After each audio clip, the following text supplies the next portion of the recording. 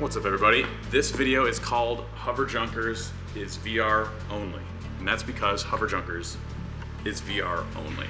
We're going to 20 years of the same keyboard and mouse, the same controller input, and you can feel sort of the fatigue in the game industry. The only way to be unique is to have large feature lists being promised of like, we'll have mechs and space and the Old West and cowboys and 100 characters and bazillion guns and this and that to like try to get you to like stand out on Steam, and they'll do early access and promise the world. Whereas suddenly VR comes along and it's wide open, you know, like nothing's been done before, and it's really exciting. So I wanted to show you guys some stuff from Hover Junkers today. Show you kind of like how we've made a game that's like very VR only. And when I say VR only, I mean like the most VR only. It's not even like an entry-level VR game where you're using, you know, a headset and like a gamepad or something like that, where you can kind of like, it's kind of just a fancy display. This game is full-blown.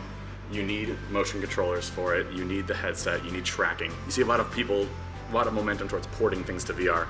That really doesn't work, and that really doesn't show off what's special about it. One of the first things that people notice with VR is that everyone's like, oh, it'd be so cool to play Battlefield in this. It'd be so cool to play, you know, this like different first-person shooter. And immediately people try that stuff, and it all made them sick. And the reason was because they tried to use the same controls. It's like throwing your head around with a keyboard and mouse or the controller. But we knew, we're like, you know what? Let's try to figure out a way to do a shooter in a way that doesn't make you sick, allows multiplayer, and kind of takes advantage of everything that VR has to offer. Oh, Alex is going upstairs. He's gonna hop in with me. See him in a moment. Got keyboard, wireless, and kind of go through the philosophy we had when taking Hover Junkers and converting it, like looking at how to kind of follow the similar mechanics that you find in an ordinary shooter, but how does that get adapted to VR?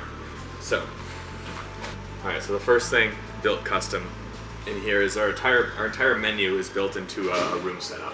So when I get into here, I set up a game, create a game, we'll play the map Dead Docks, create that game, public.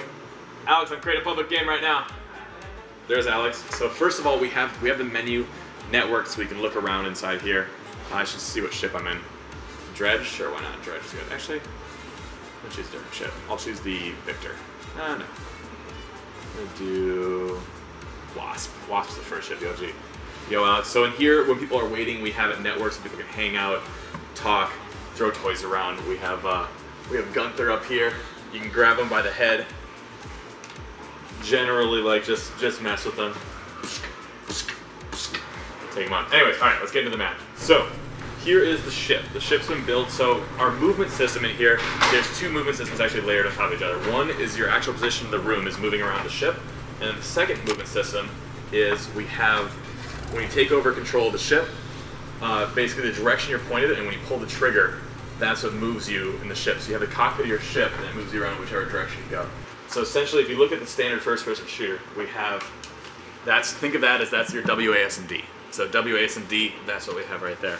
Now if you go through beyond that, now here's where the design process got interesting for VR, is that say something like shift, sprint, that's obviously all included in there, that's just the pressure of the trigger. But most interestingly, like something like crouch. So if you're hitting like, depends on the game, but you know, you're looking at Z, X, C somewhere in there. Crouch, that's done with your body. That's just me crouching down, getting back up. So that's made physical. So interestingly, design-wise, we didn't actually have to tune like what feels good, how much should we crouch. That's all dependent on the player as they move down. And when Alex gets here, we'll be able to see him crouch on his ship and see how that kind of works with his avatar. There's Alex. Yo, Alex. Yo, what up? Circling around you.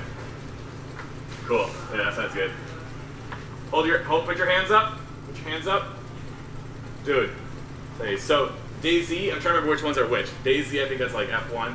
You have all your different keys. So pretty much imagine like for like any of the Arma games, all of the controls you have for put your hands up, do this, do that, are now just done through gestures. And so that's done with nonverbal communications. So in a way, we take nonverbal communication and we give it back to the players. Alex, crouch down for me. Dude, right there. So his crouch, he can pop up and down, look up and down, and he has it right there. If we keep going through the keys, reload mechanics, we had to start shotgun. Reload mechanics, instead, it's just tap it in, drops, flip it back up, and you're done. Boom, boom, boom, shoot. A lot of people asked us, a lot of developers are like, oh, what are you guys doing for, how much aim assist are you adding? And we're like, aim assist? None. Like, it literally just casts, there's a line that goes straight. The aiming is completely dependent on what you're doing. So that wasn't even an area that we considered really playing with. And that was like something I got a little bit of pushback initially, but I think you guys will see that the best thing to do is just have the bullets fly the trajectory, you can shoot in this game as well as you can shoot in real life, pretty much. So we want to reward people for sort of the same things that reward you on the shooting range, or if you're playing airsoft or laser tag, like basically having discipline in your reload mechanics as well as having discipline in aiming your gun. We want that to reward you in this game as well as managing your exposure with ducking, etc. Yo. So, in terms of cover system, a lot of games have to spend a significant amount of time figuring out cover system. One of the most annoying things I've heard is, like, especially like a third-person game, like you look at Gears of War, Last of Us multiplayer, any of that stuff, getting that to feel right, when does it engage, when does it disengage, is normally a pretty major part of the design process of games. For us, the cover system took zero time, because the cover system is literally you crouch down behind the cover. You manage your own cover by doing that. There's no like my avatar snaps in, my avatar doesn't. It's balanced because it's simply just dependent on the ship you choose, the placement of your loot, you know, I'm gonna put it over here, how I'm gonna play. And interestingly, we found that it's actually some natural balance is achieved. Because smaller ships, it takes less loot, you're able to sort of box yourself in more. And then a bigger ship you can take advantage of. You can't box yourself in as much because it's tough to get that much loot. So instead, you can move around your ship more. So you sort of have like the element of surprise playing for you, where you don't know where they're going to be. So then shooting mechanics is simply point and shoot. There's no auto aim, something like that. We're just, you know, just ice out, just like that. Sorry, Alex, I had to. I won't shoot you again. I promise. So essentially, we've gone through pretty much everything that we've sort of for the last, you know, like always in shooters been using key representations for. Everything's been made custom for VR, which is why it's not so simple as to like, oh, just make a non-VR version and make a VR version. It's like, no, every system from the ground up has been designed to be VR only, and I think what a lot of you are responding to is, like, oh, that's what makes that game look, this game looks really unique and really cool. It's all intrinsic to what, you know, taking the design and making it for VR only. So, thank you for supporting Hover Junkers. Thank you for like being with us the whole time. It's always been fun, like, especially now that we get more multiplayer gameplay ready to show it off. We're really proud of how it's shaping up, and thanks for supporting it. Please help us if you see people confused about it. If you see people like, oh, I'm gonna get this and play it with my keyboard and mouse, like, tell them nicely. Be like, no, that's not how it is. That's not how it works. It is specifically VR with motion controllers only. Thanks, guys. Here's my best gun kata. Ready? Yeah. Check this out. Ready? Where are you? Dude, I want to see it so bad. That ain't nothing. Yo, Sam, check this out. Check this out, ready? Yeah, where's Sam though? I want to see the gun kata. Oh!